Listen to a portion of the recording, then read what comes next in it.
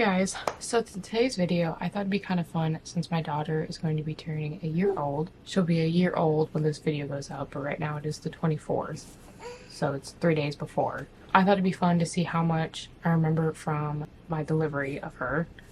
I don't know a good way to say that. She's just now waking up.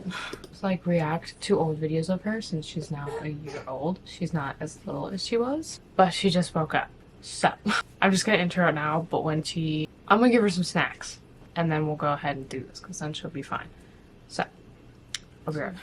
She is eating. She might make some noise, you never know. But we're first gonna react to my birth story because that's obviously the first video and I believe she's in it, but not that much. So if you haven't seen this video, you definitely should go watch it. Hi there, welcome to my channel, or welcome back to my channel. Today I wanted to go ahead and share my birth story because one, I did not vlog it out of personal choice, and two, the main reason I didn't vlog it, I don't know why I didn't say in this video, but me going into labor was crazy. So basically, I went to my regular, I think I bring this up, but I went to my regular doctor's appointment and him checking my cervix is what put me into labor, which again, I don't know why I didn't really mention. I may have, but I don't think I really went into that. That's what put me into labor, and I was throwing up during it because I'd eaten, but I didn't know I was in labor, and it was just messy and I was in so much pain that picking up a camera was not what I was gonna do. And it all happened at night. So I went into labor about 2 p.m.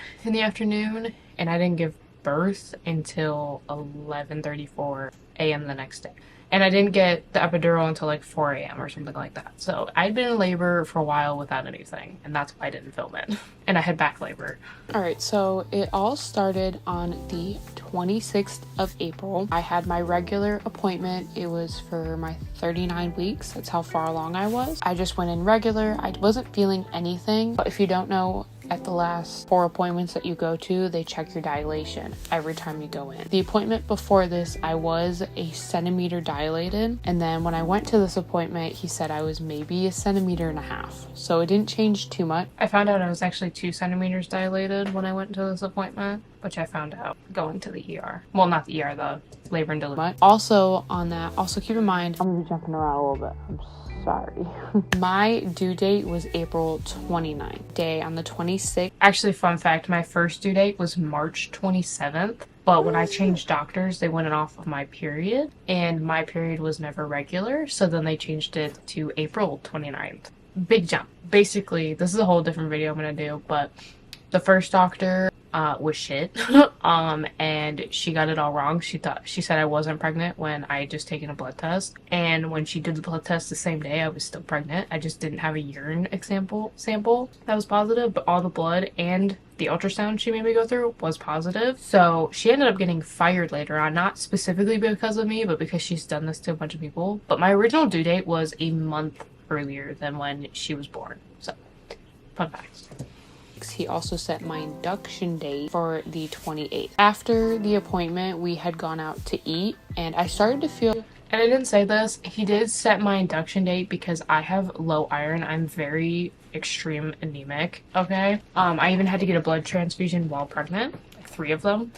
So that's why he set my induction date, is because they check your blood levels, or they were checking mine just to keep track of it, but they check it with every pregnant woman, but they extra tracked it because I'm anemic. Because of that, he saw that my iron was, or my iron count, blood count, I can't remember which one he specifically went into. I think it was the blood count, was low. So he wasn't going to let me go past the 28th if I didn't go into labor like I did, luckily, which I didn't have to get induced. I didn't have to get induced, which I am so happy that I didn't, because I've seen videos on that. A little bit of like cramping, but I didn't think anything of it because it kind of been on and off, and I thought maybe it was Braxton Hicks. So it wasn't cramping. I don't know why I said that. It was literally like in my back and I could not get comfortable. It was straight a contraction feeling. I had a few Braxton Hicks, but like not a lot. But this was like primarily in my back. I don't know why I said that. I do remember that though. It was like, maybe I felt somewhat in my stomach, but I do remember a lot of it was in my back. Again, because Braxton Hicks had gotten me for most of my pregnancy, especially in March. Oh my goodness. We got when I was due. And we were basically trying to take a nap. We hadn't gotten much sleep, so we were trying to kind of rest, the both of us. And well, around 3:30 is when I started to notice that my back was really hurting bad. And I'd had back pain for the majority of my pregnancy. Well, I had back pain towards the majority of the ending of my pregnancy. The whole thing. I had it the whole time. The whole time. You know, I kept trying to just go through it. It would come in waves. It was contractions, I know that now, but at the time I didn't. Again, I've been having back pain for a few days, so I just assumed it was related to that. I didn't know I was having back labor, which, let me tell you, do not wish on anybody, because oh my gosh. I kept trying to go back to sleep. I kept trying to ignore it, hoping that it would just kind of subside itself. I did take a Tylenol. You are allowed to take Tylenol to try and help ease the pain, and like nothing was working. And that started around 3:30. By about 4:30, they were very close. They were about 12 minutes apart, or 10 roughly in there. And yeah, they were like 12 minutes apart. By the time we got into my car, or into my husband's car, they were like 5 minutes apart. At 2 centimeters dilated. And they were getting worse. They were getting stronger. It was starting to, like, I couldn't get comfortable. I was ready to cry. I was in so much pain. Basically, when I realized... I remember, literally, I couldn't lay on my back. So I would be like, I was like, on all fours. Okay, be weird if you want. I don't give a fuck. That's not the point. But I was on all fours, and that's the only way I could somewhat get my back to be comfortable. I do remember that. I don't know why I wasn't as open in this video. Maybe I just was concerned about it. I don't know. This pain isn't going away. Something is going on, because I had had quite a few complications during my pregnancy. I was just like, okay, we need to go. We need to see what is happening. I did not think it was labor yet, but I knew that my back hurt really bad. And I wasn't sure if it was because before I actually had 2 kidney infections during my pregnancy, so I didn't know if that was coming back. I had 2 kidney infections, my iron was dropping, which is when I had to get the blood transfusions, and I had COVID. All at the same fucking time. So... pain was actually in my back. I thought maybe that's what was happening. On the way to the hospital, they had gotten so close. They were 5 minutes apart at this point, and they were getting worse. And that's when we pretty much knew I was going into labor, was on the way there. There's a train going by.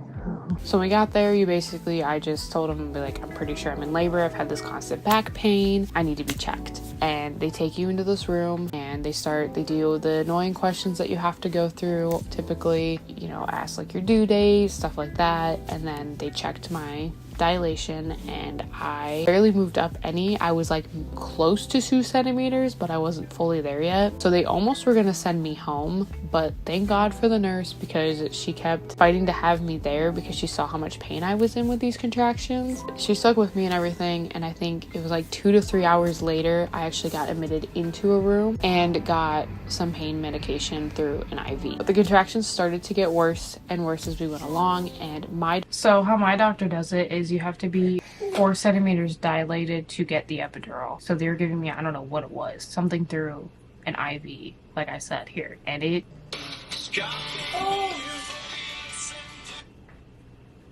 Hello?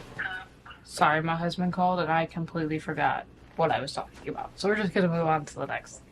Doctor doesn't do it does it that you can't get an epidural. Oh, no, I remember now. The medicine that they gave through the IV barely worked. It would work for like 30 minutes, and then it would be worn off. Until you're 4 centimeters dilated. I went in around 5. I didn't get an epidural until 3:30 a.m. the 27th. It was not fun, but I did want to try and go through this birth without an epidural, but because of the fact that it ended up being back labor, there was no way I was making it through it. So I ended up asking for the epidural at 4 centimeters, which, let me tell you, I had never been more excited to get something in my spine before. I mean, I've never had it before, but the thought of it was fantastic. I will say, people make the epidural out to seem worse than it is. I know that there can be a lot of complications with an epidural, but like initially just getting it is not as bad as everyone made it out to seem. For me, I feel like it was just because I was in so much pain that I laid there and I was like, do whatever it takes to get this to go away. I do know like him putting the like little tube up your back. Because if you don't know, that's what happens is they put a little tube in your back, and that's how the medicine gets into you.